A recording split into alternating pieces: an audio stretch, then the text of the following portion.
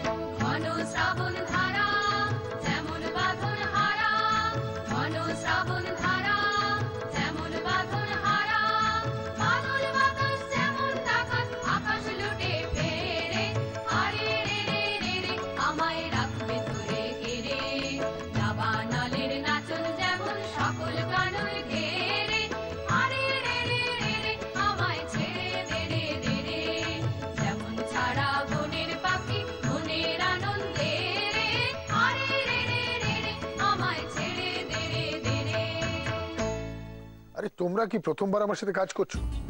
জানো তো, আরে কিছু বার্থডে থিমস আমাকে মেইল করে দাও, আমি চেক করে তোমাকে বলে দিচ্ছি। হ্যাঁ, simple, why do complicate things यार। হ্যাঁ হ্যাঁ, মেইল করে দাও, আমি সিলেক্ট করে পাঠিয়ে দিচ্ছি, ঠিক আছে? ওকে, থ্যাংক ইউ। আরে হ্যাঁ বৌদি, বলছি তোমাদের গেস্ট লিস্ট রেডি তো? তোমরা ইনভাইট করে দিয়েছো? হ্যাঁ, ফোন তো সবাইকে করেই দিয়েছি, কিন্তু এখন ভাবছি যে ফোনটা না করলে বোধহয় ভালো হতো। কেন? না কিছু না, আসলে সোমনাথ, আমাদের ভয় হচ্ছে পারুলকে নিয়ে। ভয়? আবার পারুলকে নিয়ে কেন?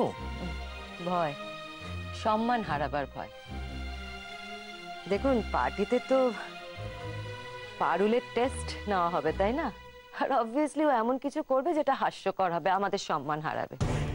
হ্যাঁ সোমনাথা, সিস্টার অনামিকা চ্যালেঞ্জে জিতলো কি হারলো তাতে কিন্তু আমাদের কোনো আগ্রহ নেই, কিন্তু পারুল যদি কোনো হাস্যকর কিছু করে তখন আমাদের সম্মান থাকবে তো। মিথ্যে ভয় পাচ্ছ বৌদি, বিলিভ মি, তোমরা বেকার চিন্তা করছো। সিস্টার অনামিকা আছে তো, কোনো গুফ অফ হবে না। I am 100% sure. আরে পারুল, তোমাকে নিয়ে কথা হচ্ছে।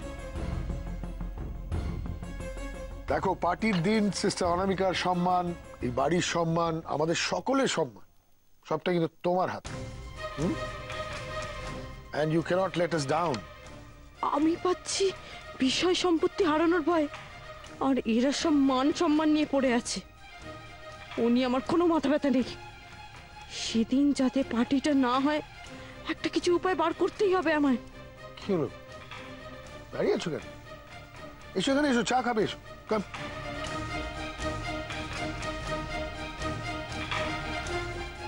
নাও, এবার নিজের জন্য একটু চা বানাও তো, দেখি কিভাবে তুমি চা বানাও। নাও, কতটা সুগার নেবে?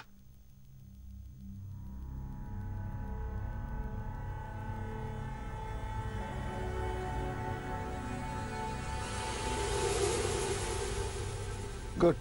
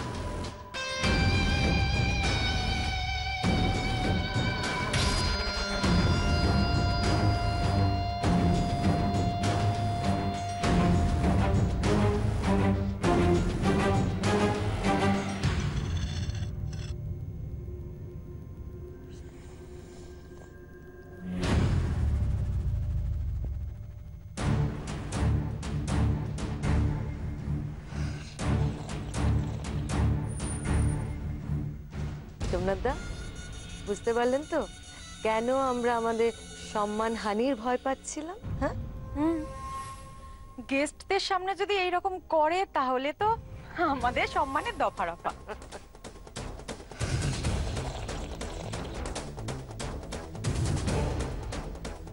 পারুল, এটা কি করছো? এইভাবে কেউ চা খায়?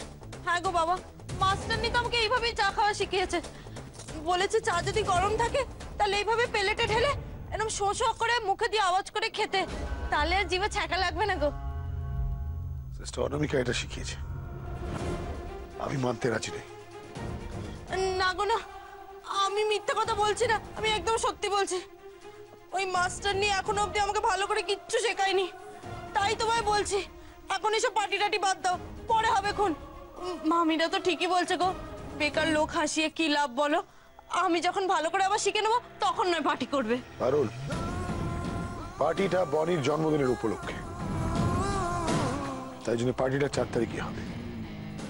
এমনিতেও গেস্টকে ইনভাইট করা হয়ে গেছে, সব অ্যারেঞ্জমেন্ট হয়ে গেছে, ফিরে আসার কোনো পথ নেই।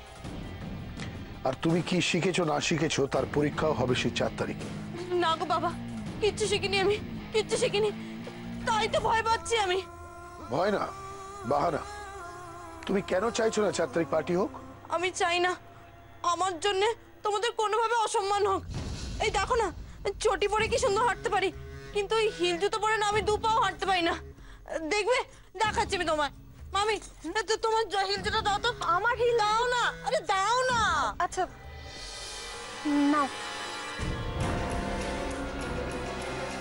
এই দেখো বললাম, এই যে হাঁটছি। ওরে বাবা, দেখেছো তো আমি একদম হাঁটতে পারি না হিল জুতো পরে, অমনি মুখ থুবড়ে হচটকে। আর বাবা আস্তে, ওফ, থ্যাংক ইউ মামি। ঠিক পারবে পারুল, চেষ্টা করলে ঠিক পারবে। এনিওয়ে, ওই দিন পার্টিতে পড়ার জন্য আমি তোমার জন্য নতুন ড্রেস এনেছি। তাই? ড্রেস কোথায় গো বাবা? ওই তো ওখানে রাখা আছে, নিয়ে এইদিকে এসো তো একটু।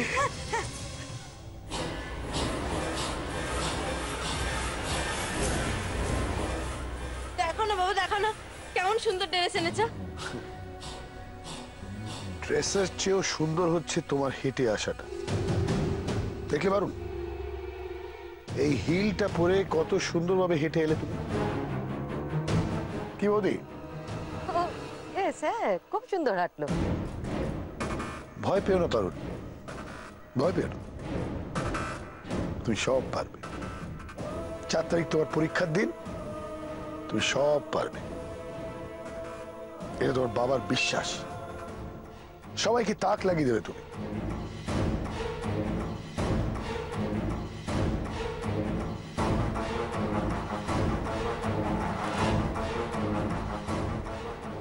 বনি দিদির জন্মদিন আর আমার সব হারানোর দিন, তার পৌষ মাস আর আমার সর্বনাশ। হায় রে, কি যে করি আমি।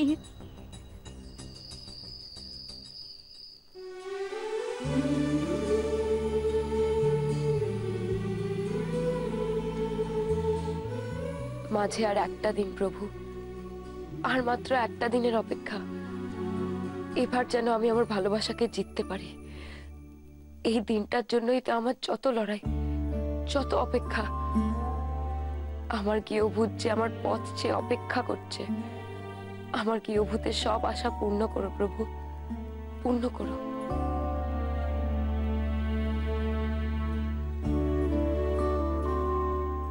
এবার সময় হয়ে গেছে বনি, এবার তুই ফিরবি তোর ভালোবাসার কাছে, তোর গৃহভূতের কাছে। আর সিস্টার অনামিকা হয়ে নয়, বনি হয়েই তুই ফিরবি।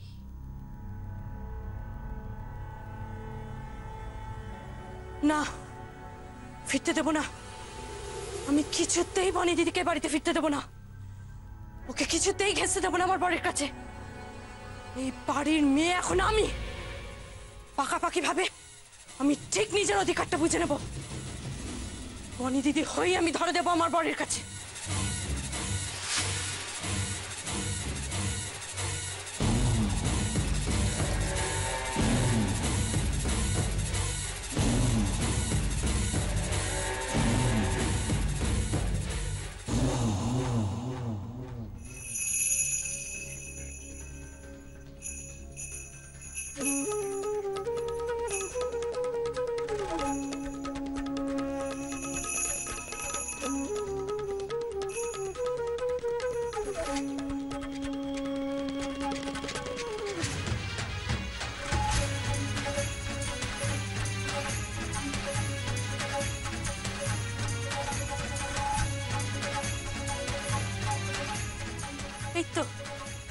আমাকে কেমন বনি দিদির মতো লাগছে। হ্যাঁ, এবার এটাই করব আমি। ওই পার্টির দিনে বনি দিদি সবার সামনে নিজের পরিচয় দেবার আগে আমি যদি নিজেকে বনি করে তুলতে পারি তাহলেই তো কেল্লা ফাতে। তখন শুধু আমার বর কেন, ওই মুখ পাল্টে যাওয়া বনি দিদিকে কেউ আর বনি বলে মানবে না।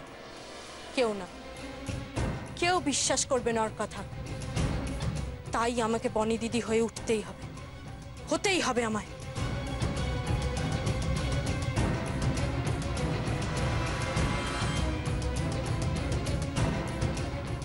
পারবে না তুমি মাস্টারনি, কিছুতেই পারবে না। আমি তোমায় কখনো জিততে দেব না।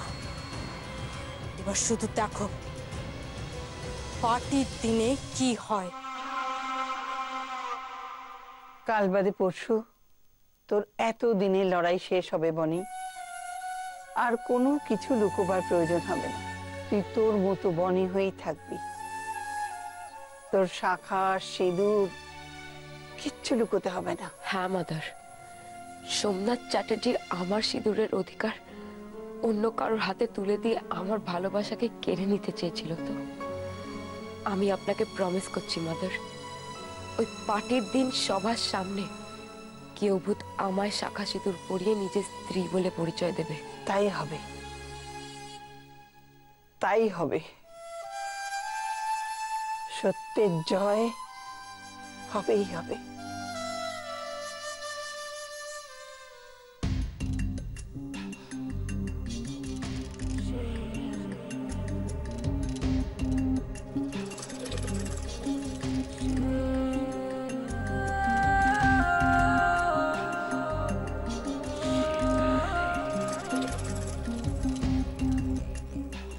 এই তো আমি বনি, কেউ ভূতের বনি, ওই চাষাটার বনি, তার প্রথম স্ত্রী বনি।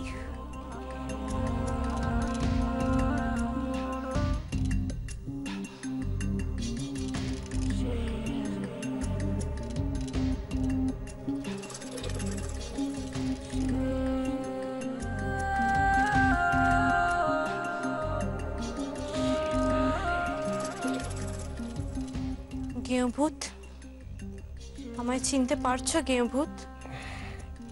কে? আমি গেঁভূত, আমি। কে?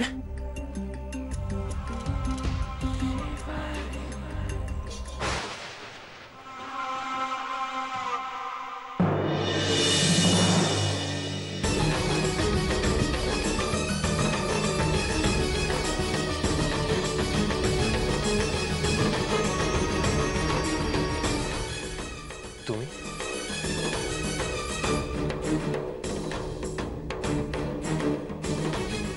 বেরিয়ে যাও, বেরিয়ে যাও আমার ঘর থেকে। তোমার এত বড় সাহস, তুমি বনির পোশাক পরে আমার ঘরে আছো? তুমি আমার দুর্বলতার সুযোগ নিলে? এতটা অসভ্য তুমি! না, তুমি ভুল বুঝছো। আমি তো তোমার। চুপ করো। তাই ভাবি তুমি ওটা সবার সঙ্গে ভালো ব্যবহার করছো কেন? ও, এবার বুঝলাম, সবটাই তোমার নাটক। না, নাটক নয়। তুমি একবার আমার দিকে চেয়ে দেখো, একবার। চুপ, একদম চুপ। একদম এসব করার চেষ্টা করবে না। তুমি আমার বনির জায়গা কোনোদিন নিতে পারোনি, আর নিতে পারবেও না। না, আমি তো বনি। দেখো না, আমি তো বনি, তোমার বনি। বনি দিদি হয় আমি গেঁভূতের কাছে ফিরে এসেছি। একবার একবার আমাকে ছুঁয়ে দেখো, একবার। পারুল, আমি তোমাকে বারণ করছি তো, করছি তো বারণ। একদম এসব করার চেষ্টা করো না। বেরিয়ে যাও, বেরিয়ে যাও। আমি তোমার বউ, আমি আমার বরকে ছেড়ে কোথাও যাবো না, কোথাও না। পারুল, একদম আমার কাছে আসবে না, একদম না। এসব করে একদম লাভ হবে না, একদম না। ভুল করার চেষ্টা করো না। আমার বনি আমার কাছে এই জন্মদিনে ফিরে আসবে। তুমি দেখো, তুমি বেরিয়ে যাও, বেরিয়ে যাও, বেরিয়ে যাও, বেরিয়ে যাও বলছি, বেরিয়ে যাও।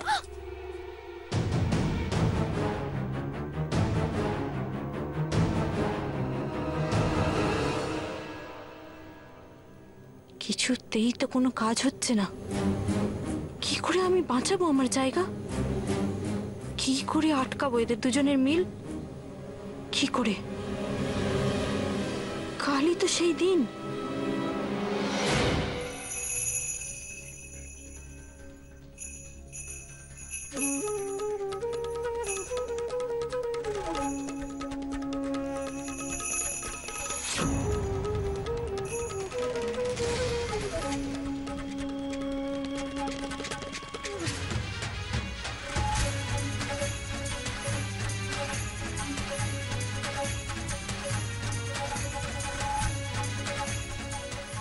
সব এখন আমার, শুধু আমার। আমি কাউকে দেবো না, আমি কাউকে এসব দেবো না। সব এখন আমি নিজেই ভোগ করবো, শুধু নিজে ভোগ করবো। পারুল, কিচ্ছু তোমার নয়, সব আমার, সব আমার। শুধু এইগুলো কেন, কাল থেকে সমস্ত কিছু আমার, শুধু আমার। আমার জায়গা দখল করে আমার বাবাকে তুমি বাবা বলে ডাকতে না, আমার বরকে বলতে তোমার বর, এমনকি আমার বাড়িকেও নিজের বাড়ি ভেবে নিয়েছিলে, তাই না? তোমার সুখের দিন শেষ পারুল। কাল থেকে তুমি আবার রাস্তার ভিখিরি। আমার জন্য এই বাড়িতে কোনো জায়গা নেই, কোনো জায়গা নেই। বেরিয়ে যাও এখান থেকে, বেরিয়ে যাও। না,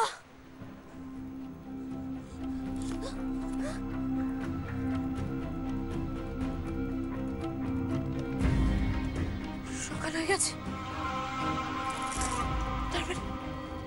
তারপরে আমি স্বপ্ন দেখছিলাম। কিন্তু লোকে যে বলে ওরের স্বপ্ন নাকি সত্যি হয়। তারপরে বনি দিদি, না, আমি কিছুতেই হতে দেবো না, কিছুতেই না।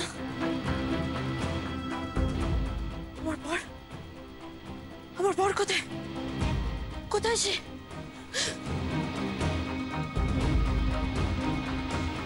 ও বর, কোথায় গো তুমি?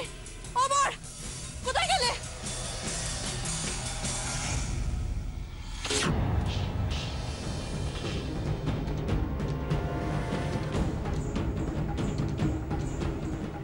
কি করলে তুমি? বেশ করেছি। এসব ন্যাকামো আমার ভালো লাগছে না। আমি মরছি নিজের জ্বালায়। লোককে জ্বালালে নিজেকেও যে চলতে হয়। ঠাকুরের বিচার সব এখানে, বুঝলে? পাপ করলে রেহাই নেই। কিন্তু এটা তুমি কি করলে? হ্যাঁ, কি করলে এটা তুমি? এই পুজো আমি আমার বৌমার নামে দিয়েছিলাম। বৌমা? তোমার বৌমা এখন আমি, শুধু আমি। তোমার ছেলের বউ আমি, তোমার বৌমা। গলার জোরে সম্পর্ক তৈরি করা যায় না, বুঝলে? তোমার ছেলে এখন আমার বর, শুধু আমার। কোথায় তোমার ছেলে? কোথায় সে? কি হলো বলো বুড়ি? তাকে এইভাবে বেঁধে রাখতে পারবে না, সে বেরিয়ে গেছে। বেরিয়ে গেছে মানে? কোথায় গেছে তোমার ছেলে? কাজে গেছে, কিন্তু সন্ধেবেলা যখন সে ফিরবে, সে আমায় বলেছে সে আমার জন্য সেরা উপহার দিয়ে আসবে। সেরা উপহার। উপহার?